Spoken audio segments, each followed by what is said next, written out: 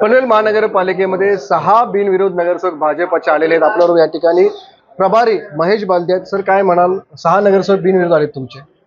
या निवडणुकीमध्ये ज्या सर्व प्रभागातच भारतीय जनता पक्षाचं प्राबल्य होतं आणि त्याच्यामुळे विरोधक एक एक विड्रॉ होत आज 6 विजयी उमेदवार या ठिकाणी पनवेल महानगरपालिकेमध्ये विजयाचा षटकार आमचा लागलेला आहे। त्याच्याबद्दल नक्की आनंद आहे आणि आमच्या नेतृत्वाने आजच सकाळी चव्हाण साहेब आले, कायम त्यांचं मार्गदर्शन मिळालं। या सर्वांच्या मार्गदर्शनाने हे आज यशस्वी झाले।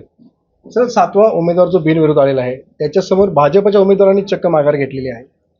हे खरं आहे की महाराष्ट्रात कुठे झालं नसेल असं पनवेलला झालं। भारतीय जनता पक्षाच्या एका उमेदवाराने विड्रॉ केलं। मला जिल्हाध्यक्ष किंवा निवडणुकीच्या कुठल्याही उमेदवाराला माहिती नसताना याची कारण मीमांसा आम्ही करतोय, परंतु भारतीय जनता पक्षाच्या शीर्ष नेतृत्वाने आमदारांच्या कुठल्याही नातेवाईकांनी निवडणूक लढू नये हा जेव्हा आम्हाला निकष दिला तेव्हा आणि त्याच्या आधीच म्हणजे गेल्या वेळेचे सभागृह नेते परेश ठाकूरजी इथे आहेत, जे आमदार प्रशांत ठाकूरांचे बंधू आहेत, पण त्यांनी निवडणूक न लढवण्याचा निर्णय घेतला।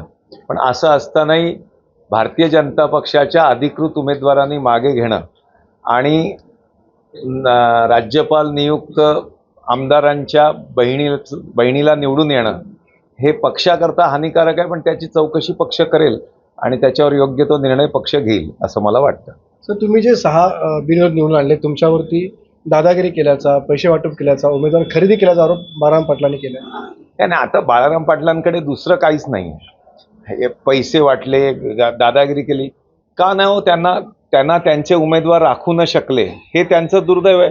कोण जबरदस्ती घेऊन गेलं का? स्वतः उमेदवार गेलेत प्रांत ऑफिसला, ज्या अथॉरिटीकडे जायचंय तिथे गेलेत आणि त्यांनी विड्रॉ केलंय। त्याच्यामुळे हा चिडीचा डाव आहे। स्वतःचे उमेदवार स्वतःची प्लॅनिंग न करता आल्यामुळे चिडीचा डाव चालू आहे, दुसरं काय नाही। आणि जे उमेदवार आहेत ज्यांना माहिती आहे 30-30 हजार मतदारांचे उमेदवार आहे, वॉर्ड आहेत, त्याच्यामुळे कसे लढणार, काय लढणार, त्यांची शेतकरी कामगार पक्षावर झालेला अविश्वास उमेदवारांना आणि त्यांनी 2-4 दिवसामध्ये बघितलेली स्वतःची दुर्दशा, त्याच्यामुळेच त्यांनी विड्रॉ केला। काही पैशाचं आमिष नाही आणि काय नाही। त्यांना दिसत होतं की यांच्याबरोबर राहून आपण निवडून येणार नाही, आपल्याला नामुष्की येईल नंतर, त्याच्यामुळे त्या लोकांनी आज विड्रॉ केला।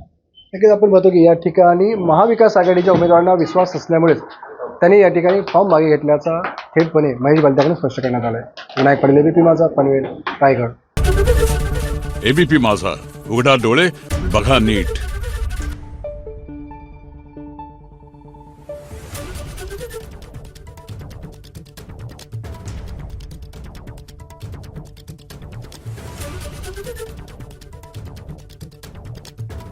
Thank you.